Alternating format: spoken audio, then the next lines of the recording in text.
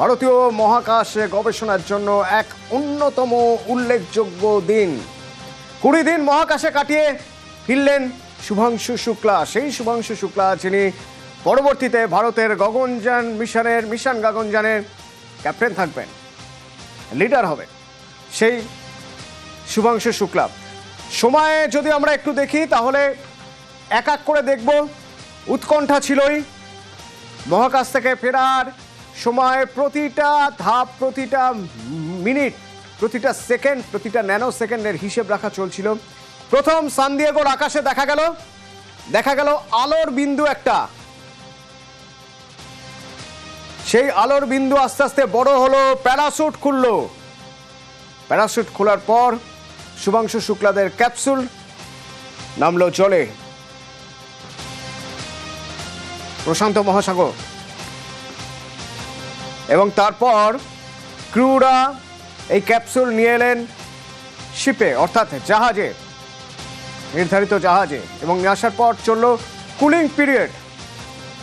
Cooling পিরিয়ডের পর তারপর একে একে হ্যাচ খোলার পর একে একে বেরোলেন নভোশ্চররা। প্রথম বেরোলেন পেগি হুডসন, বেরোলেন। তারপর শুভাংশু শুক্লা। আর ঠিক সে সময় আমরা লখনৌ ছবি দেখছিলাম, বেরিয়ে হাত নাড়ছেন শুভাংশু শুক্লা, ওদিকে আনন্দে কেঁদে ফেলেছেন তার মা বাবা। ওপাশে শুভেচ্ছা জানাচ্ছেন প্রধানমন্ত্রী নরেন্দ্র মোদী।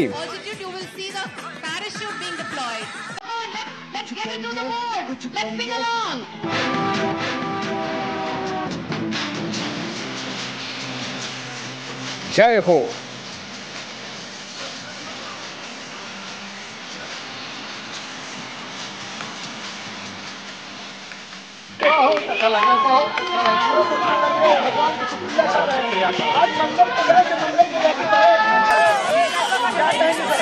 हनुमान जी की कृपा है, सब कृपा उन्हीं की। बिल्कुल हाँ, सावन का महीना है, भोलेनाथ जी की कृपा है।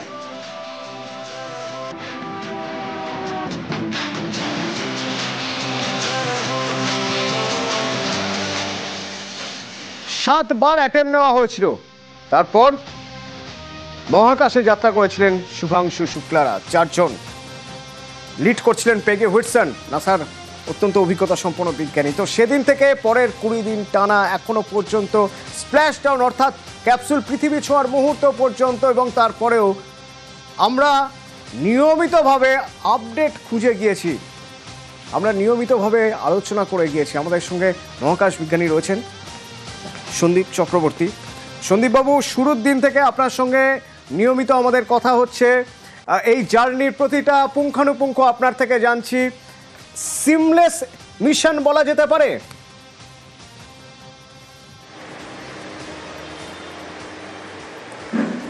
এটা তো অবশ্যই একটা বিশাল সাকসেসফুল একটা মিশন। এবং আমি যেটা চিন্তিত, বেসিক্যালি কী হয়, আপনি যখন একটা সাকসেস অর্জন করেন তখন আপনার মাথায় একটা চিন্তা আসে যে এই সাকসেসটাকে ঠিকমতো করে পরবর্তী প্রজন্মের জন্য সেটা রেডি করা, মানে সেটা ইউজফুল করানো যাবে কি না। অর্থাৎ ভারতীয় মহাকাশ যে গবেষণা, যে স্ট্যান্ডার্ড, যেভাবে আমরা তৈরি করে রেখেছি আমাদের ইনফ্রাস্ট্রাকচার, সেইটা শুভাংশু শুক্লার মতো একজন মানুষ, যিনি একটা ওয়ার্ল্ডের সবচেয়ে কমপ্লিকেটেড একটা ইনস্ট্রুমেন্টের মধ্যে ঢুকে রিসার্চ করে গবেষণা করে উনি ফিরে এলেন। এবার ওনার যে জ্ঞানার্জন, সেই জ্ঞানটা আমরা কতটুকু ভারতবর্ষে ব্যবহার করতে পারবো সঙ্গে সঙ্গে। ঠিক একই রকম প্রশ্ন যেটা কিছুক্ষণ আগে ডিসকাশন চলছিল, যে আমাদের রাকেশ শর্মার কেসে 1984 সালে, সেই সময়তেও কিন্তু ইসরোর কিছু ছিল না, লঞ্চ প্যাড ছিল না, আমরা কোথাও যাইনি, চাঁদে যাইনি, মঙ্গলে যাইনি, অথচ একজনকে আমরা মহাকাশে পাঠিয়ে ফেরত এনেছি। তার এক্সপিরিয়েন্সটাকে কি আমরা ইউজ করতে পেরেছিলাম? এখনকার ভারত সম্পূর্ণ আলাদা। এখনকার ভারতের ইনফ্রাস্ট্রাকচার, প্রচুর মানুষের মধ্যে স্বপ্ন, ইয়ং জেনারেশান অনেক বেশি মানে স্মার্ট এবং তারা স্বপ্ন দেখে যে শুভাংশুর মতো একজন মহাকাশচারী হতে চাইবেন। কিন্তু আমাদের যা ফেসিলিটি ভারতবর্ষে আছে, ইসরোর যা ফেসিলিটি আছে, আমাদের প্রদেশে প্রদেশে যা ফেসিলিটি আছে, পার্টিকুলারলি ওয়েস্ট বেঙ্গল বলুন, বিহার, ঝাড়খণ্ড, নানা জায়গা জুড়ে, আমি কেন একটু একটু একটু একটু বড় পার্সপেক্টিভে দেখছি যে এই যে একজন মহাকাশযান থেকে ফিরে এলো, তাকে তার এক্সপিরিয়েন্সটাকে কাজে লাগানোর জন্য আমরা কতখানি আমরা রেডিনেস আছে কিনা আমাদের। এক্স্যাক্টলি এই জায়গাটাই আমি বোঝার চেষ্টা করছিলাম। সন্দীপবাবু, আপনার সঙ্গে যখন আগেও কথা হয়েছে, বারবার এই একটা কথাই আমরা বলার চেষ্টা করছি যে এটা একটা জার্নি, মানে জার্নির শেষ হচ্ছে জার্নির শুরু। তো যে অভিজ্ঞতা সঞ্চয় করে এলেন 20 দিন ধরে, সেই অভিজ্ঞতা দিয়ে নতুন জার্নি শুরু হবে, তাই তো সন্দীপবাবু? যে জার্নির কথা আপনি বলছেন, মিশন গগনযান, মানে এটা একটা নতুন এরা, নট অনলি মিশন গগনযান এবং তার পরবর্তী নেক্সট 50 বছর 100 বছর, তার কিন্তু ভিত্তির প্রস্তর এবং যে এক্সপিরিয়েন্সগুলো লাগলে আমরা গগনযানে সাকসেসফুল হব বলে মনে করি, সেই এক্সপিরিয়েন্সগুলো কিন্তু এখন সায়েন্টিফিকের দিক থেকে, সায়েন্টিফিক ডিরেকশানের তরফ থেকে আমাদের কাছে এসেছে। কিন্তু প্রযুক্তির তরফ থেকে আমাদের কাছে এসেছে কি, আপনাকে সায়েন্স এবং প্রযুক্তি, বিজ্ঞানী স্বপ্ন দেখে চাঁদে যাওয়ার, মঙ্গলে যাওয়ার, জুপিটারে যাওয়ার। প্রযুক্তিবিদরা কিন্তু বিজ্ঞানীর স্বপ্নকে সাকার করে যন্ত্রপাতি বানিয়ে সেখানে পাঠানো, ফেরত আনা। ফলে এই যে সায়েন্স এবং প্রযুক্তি হাতে হাত মিলিয়ে যে এগিয়ে যাওয়ার দরকার, সেখানে একজন আমি সায়েন্টিস্টকে পেলাম যে এই এক্সপেরিমেন্টগুলো করে এলো, কিংবা 7খানা স্পেস রিসার্চ গবেষণা কেন্দ্র, তারা গবেষণা করার সুযোগ পেল। প্রযুক্তিবিদরা রেডি আছে কিনা, যারা গিয়ে ডকিং আনডকিং করে এবং মহাকাশে মানুষ পাঠিয়ে এমনকি চাঁদে নামানো পর্যন্ত আমাদের রেডি আছে কিনা। আমরা এখনও বেশ খানিকটা পিছিয়ে আছি। ফলে আমরা যতদিনে সেই স্টেজে পৌঁছবো, চাঁদে যাওয়ার জন্য ধরা যাক, ততদিনে শুভাংশু শুক্লা মানে যেন ওনার শেখানোর যে আর্জ, সেটা যেন বজায় থাকে।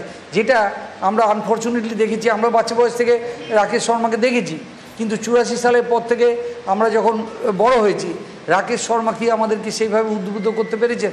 সেটা কি রাকেশ শর্মার প্রবলেম, না আমাদের ইন্ডিয়ার ইনফ্রাস্ট্রাকচারের প্রবলেম? সে একই রকমভাবে শুভাংশু শুক্লা একা চেষ্টা করতে পারে, কিন্তু তাকে যে ইনফ্রাস্ট্রাকচারটা দেওয়া উচিত এবং যে সাপোর্ট দেওয়া উচিত, সেগুলোর দিকে আমাদের এখন নজর দেওয়া। মানে সন্দীপবাবু মনে পড়ছে যে নীল আর্মস্ট্রং নিয়ে আমরা যখন পড়েছি, তখন আমরা পড়েছি যে নীল আর্মস্ট্রং যখন চাঁদের মাটিতে প্রথম পা দিয়েছিলেন, পা রাখার পরে বলেছিলেন যে a small step on the moon is a giant leap for mankind. ঠিক সেরকমই এটা একটা জায়ান্ট লিপ আমাদের ভারতের মহাকাশ গবেষণার জন্য। এটা অবশ্যই, এই সেন্টেন্সে কোনো ভুল নেই, কিন্তু যেটা আপনাকে বুঝতে হবে যে নাসা 58 সালে তৈরি হওয়ার পরে 10 বছরের মধ্যে কিন্তু চাঁদে গিয়ে ফিরে এসেছে, মানুষজন পাঠিয়েছে। সেখানে ভারত 1969-এ তৈরি হয়ে আজকে প্রায় 70 বছর কি 60 বছর কাটতে চলেছে। সেখানে কিন্তু আমরা এখনও আনডকিং করে কি মানুষকে ফিরিয়ে আনতে পারিনি, কোনো মানুষকে মহাকাশে তুলতে পারিনি। ফলে আমরা আমি বলছি না আজকে আনন্দের দিনে আমি কোনো নেগেটিভ কিছু বলতে চাই না, কিন্তু আমি অ্যাজ এ সায়েন্টিস্ট আমি প্র্যাগমেটিক মানে আমাদের কাছে একটা আলাদা একটা রেসপন্সিবিলিটি এলো যে এই যে একটা মানুষকে পাঠালাম, সে শিখে এলো, সে এত এক্সপিরিয়েন্স নিয়ে এলো, তার এক্সপিরিয়েন্সকে কাজে লাগানোর মতো, ইমিডিয়েটলি কাজে লাগানোর মতো, আজ থেকে 10 বছর পরে না, ইমিডিয়েটলি কাজে লাগানোর মতো আমাদের ইনফ্রাস্ট্রাকচার আছে কিনা, এবং আমরা সামনের বছর হোক তার পরের বছর হোক সত্যিকারের মানুষ আমরা উপরে পাঠাতে পারবো কিনা। তবেই বুঝবো যে আজকের এই পুরো এক্সারসাইজটার একটা সার্থকতা, এবং তবেই বুঝবো এই 140 কোটি মানুষের যে আজকে এতখানি সমস্ত কাজ ছেড়ে দিয়ে একদম তাকিয়ে থাকা, নিঃশ্বাস বন্ধ করে যে তাদের ঘরের ছেলে ঘরে ফিরছে কিনা, এটা শুধু তার বাবা মা না, সারা ভারতবর্ষ চাইছিল।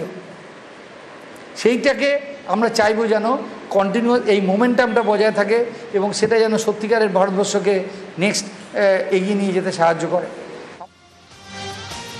টেনশান আছে, যেমন চায়না, আমি যদি কম্পেয়ার করি দেখবো ভারত একসময় মঙ্গল গ্রহে পাঠিয়েছিল চায়নার আগেই, ঠিক আছে, কিন্তু সেখানে এখন কি দেখছি, এখন চায়না কিন্তু মঙ্গল গ্রহে অলরেডি যন্ত্র পাঠিয়েছে, সেই যন্ত্র অ্যানালিসিস করছে, যেটা ভারত এখনও করতে পারেনি। আমি কি বলতে চাইছি বুঝতে পারছেন তো, যে ব্যাপার হচ্ছে যে আমরা যদি এই ধারাবাহিকতাটা বজায় রাখতে পারি, ঠিক যেখানে শেষ হয়েছে এই জার্নি এখান থেকে যদি শুরু করতে পারি, তাহলে হয়তো আমরা অনেকটা এগিয়ে যেতে পারবো। অনেক ধন্যবাদ সন্দীপ চক্রবর্তী, মহাকাশ বিজ্ঞানী, আমাদের সঙ্গে জার্নি শুরু থেকে শেষ পর্যন্ত ছিলেন। আপনারা তার মাধ্যমে পুঙ্খানুপুঙ্খ সব জানছিলেন।